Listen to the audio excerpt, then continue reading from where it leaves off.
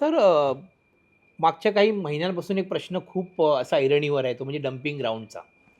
तुम्ही एक dumping ground हलवलेला आहेच आणि आता दुसरा डंपिंग ग्राउंडचा एक मोठा प्रश्न मुलुंडकरांना सतत सतावतोय. तर मुलुंडकरांना नेहमी अशी भीती राहते, की बाबा आता या आम्हाला ह्या दुर्गंधीचा सतत वास आयुष्यभर राहणार का? किंवा आता ह्याच्यातून काय नवीन निर्माण होणार? तर हा जो प्रश्न त्यांना पडला तर तुम्ही सर तिथे दृष्टिक्षेप टाकावा. पहिलं सांगायचं तर मला अभिमान वाटतो, हां. की मी 2017ची महानगरपालिकेची निवडणूक लढवली. त्यावेळेला नागरिकांना काही वचनं दिली होती. बरोबर. त्यावेळेला मुलुंड पूर्वेचं पोस्ट ऑफिस हे वेस्टला स्थलांतरित झालं होतं आणि मुलुंड पूर्वच्या विशेषतः ज्येष्ठ नागरिकांची ही मागणी होती, की आम्हाला पोस्ट ऑफिस मुलुंड पूर्वेला पाहिजे. ओके. मी ते चाफेकर बंधू मार्गावर आणण्यामध्ये यशस्वी झालो. ओके. मी ज्यावेळेला 2017च्या प्रचाराला जात होतो आणि माझ्या मतदारांना मी सांगत होतो, की मुलुंडचं डंपिंग ग्राउंड या ठिकाणाहून हटवल्याशिवाय मी राहणार नाही. बरोबर. त्यावेळेचा अनुभव तुम्हाला मी सांगतो, की काही लोकांनी माझ्या या वाक्याची चेष्टा केली होती, हां. खिल्ली उडवली होती. म्हणजे एकाने अरे यार क्यों आप कुछ भी बोल रहे हो. हं, हं. मी त्यांना असं सांगितलं होतं, की माझा आत्मविश्वास आहे, मी तुम्हाला सांगतो मी हे काम करून दाखवेन. आणि डंपिंग ग्राउंड या ठिकाणचं बंद झालं. ओके.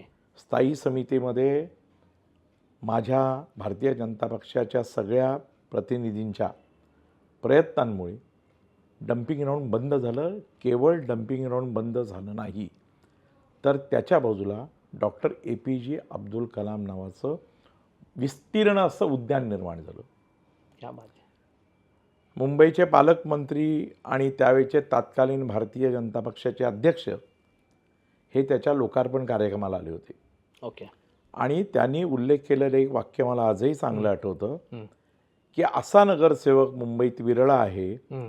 की ज्याने डंपिंग ग्राउंड हलवलं आणि त्याच्या बाजूला एक विस्तीर्ण उद्यान निर्माण केलं. म्हणजे कचरा तर गेलाच, पण त्याच्या बाजूला उद्यान निर्माण झालं. हं. तर ही मोठी उपलब्धी होती मुलुंडकरांच्या दृष्टीने आणि हे डंपिंग ग्राउंड हलवण्यामध्ये मी यशस्वी झालो. हं. तिसरं असं आहे, की मुलुंडला येताना एकच प्रवेश मार्ग उपलब्ध होता. हां. खूप प्रॉब्लेम. आणि मला माहिती आहे, की म्हणजे मी माझा स्वानुभव तुम्हाला सांगतो, की कधी-कधी मुंबई महानगरपालिकेच्या सभागृहातून निघायला वेळ व्हायचा. इथपर्यंत आल्यानंतर असं वाटायचं, की मी 10 मिनिटात आता घरी पोहोचेन. पण त्या 10 मिनिटाची 40 मिनिटं लागायची. खरं आहे. आणि त्यावेळेपासून लोकांची मागणी होती, की नवीन रस्ता आम्हाला उपलब्ध करून द्या. 18 फेब्रुवारी 2021ला हं. मी तो रस्ता केळकर कॉलेजपासून टाटा कॉलनीपर्यंत केला. 90 मीटरचा एक तुकडा राहिला होता.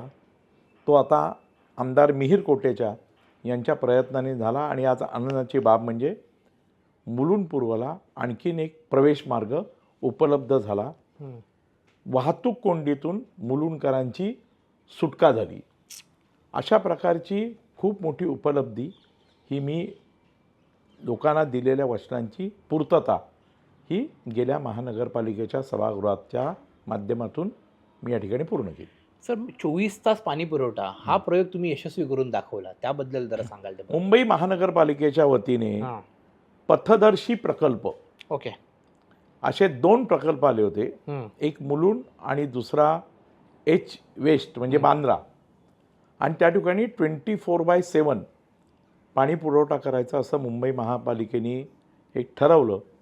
त्याचा मी लाभ उठवला आणि हायवेच्या बाजूला मोठी नवीन लाईन टाकून मुलुंड पूर्वला 24/7 पाणी पुरवठा होईल अशा प्रकारचा प्रयत्न मी केला आणि त्याच्यात मी बऱ्याच प्रमाणात यशस्वी झालो. बरोबर. आज मुलुंड पूर्वच्या लोकांना पाण्याचा तसा काही प्रॉब्लेम नाही. बरोबर आहे.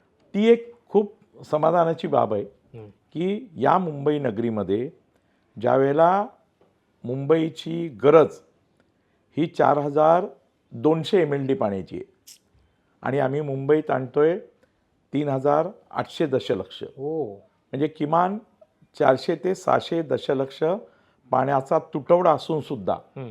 मुलुंडसारख्या उपनगरामध्ये 24/7 अशा प्रकारची पायलट प्रोजेक्ट आम्ही राबवला आणि त्यात आम्ही यशस्वी झालो.